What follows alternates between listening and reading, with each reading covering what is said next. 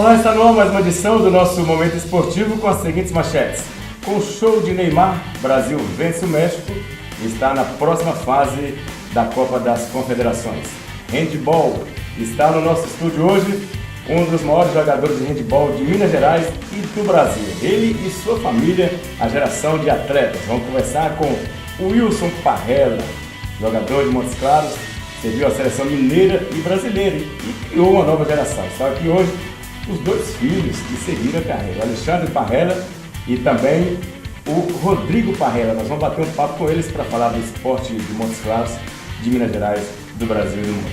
Essas e outras notícias agora no nosso Momento Esportivo.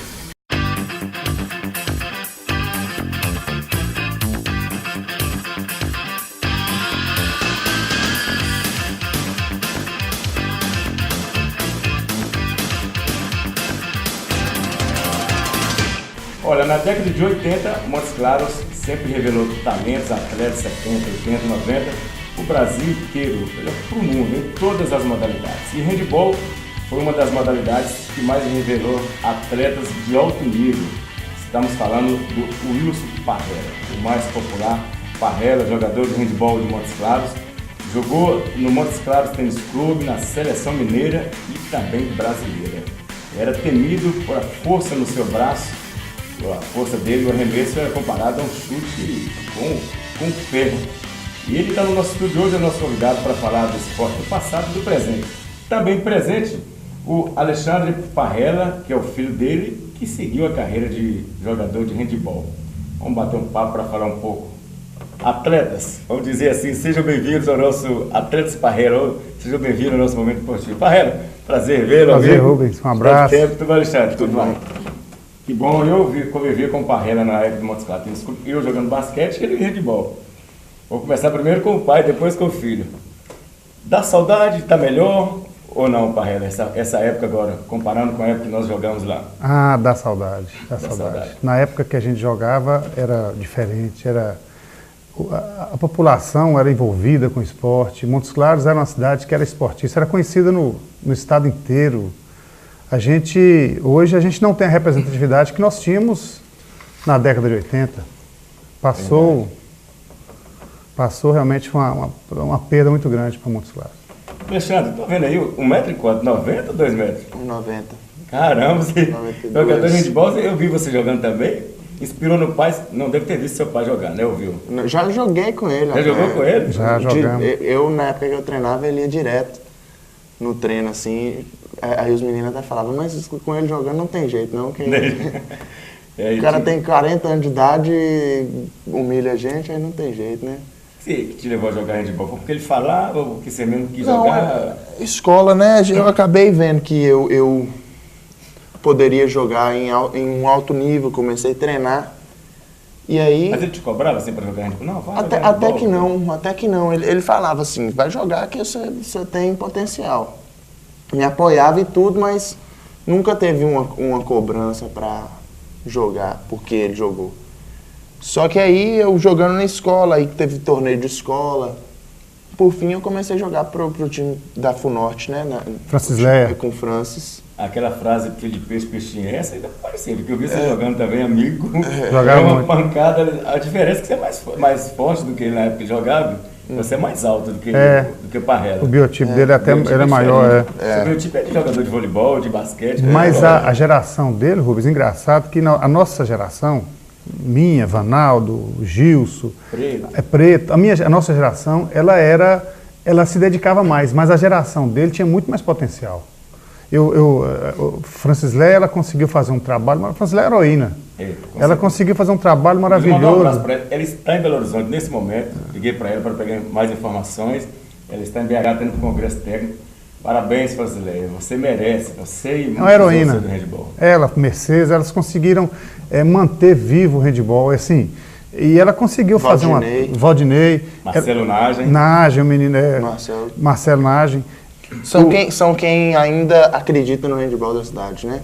Alexandre, você que está novo agora, acompanhando essa geração agora, o que você acha? Tá bom, comparando com o que seu pai falava, o que você viu falando, tá bom, tem estrutura para jogar? Tem, mas o que acontece?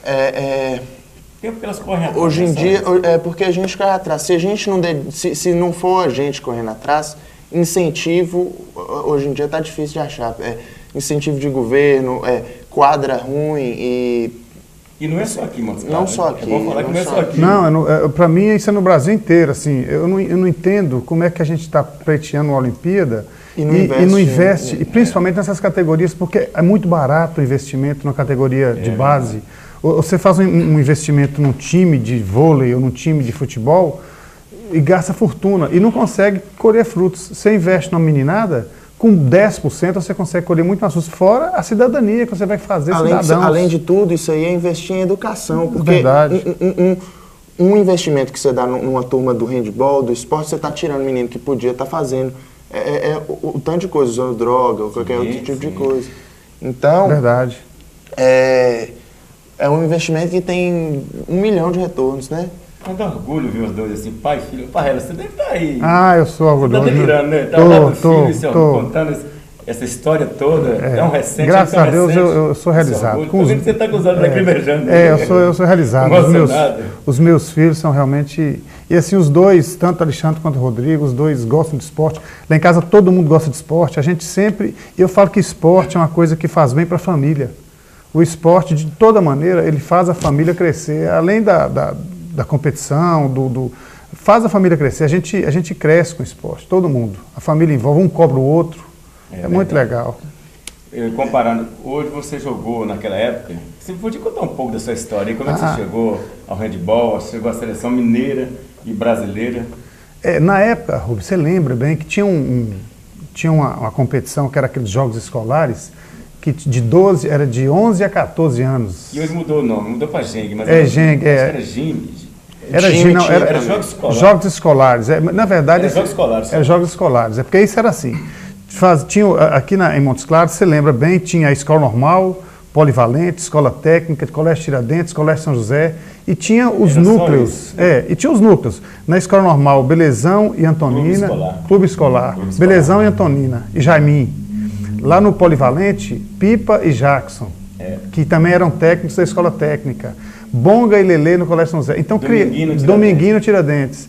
Então criavam núcleos e existia uma competição sadia, muito sadia. Todo mundo era porque dessa competição que existia anualmente, fazia a seleção da cidade. Fortíssimo. Jogar no Montes Claros Tênis Clube, que era na Praça Esporte. Todo mundo tinha um sonho de ser atleta da Praça Esporte. Então existia sempre você tinha uma expectativa de alcançar alguma coisa a mais. E na época, em 82, por eu estudar no Polivalente, daí a gente disputava esses campeonatos, fomos jogar na praça. Já na praça o técnico era Belezão, depois teve Carlinhos Colares, Eni, Tatu. E foi fazendo seleções, e a gente passava a disputar jogos representando Montes Claros. A gente representava a escola, depois passou a representar a cidade, e depois a gente passou a representar o estado. E assim, cada vez mais você empenhava mais, se dedicava mais, porque o nível ia subindo. E tinha, além dos jogos escolares, depois veio a Olimpíada de Barra. Nossa, e essa era um evento da família. Eu lembro que a família inteira, e tinham famílias, eu lembro da família, os Borges, Irã, Valqui, os Abreu, Fernandão, Valtim, o pessoal do basquete. Então a Olimpíada de Bairro era uma coisa maravilhosa, era lindo, porque tinha uma mobilização na cidade inteira. Todo mundo ia assistir no Darcy Ribeiro. Tinha do handball também, né? Tinha Xandão, jogava muito. Xandão era um monstro, jogava muito, forte demais. Fernandinho Rotatori, que era médico, né? Hoje é médico, fazia uma parceria com o Alexandre.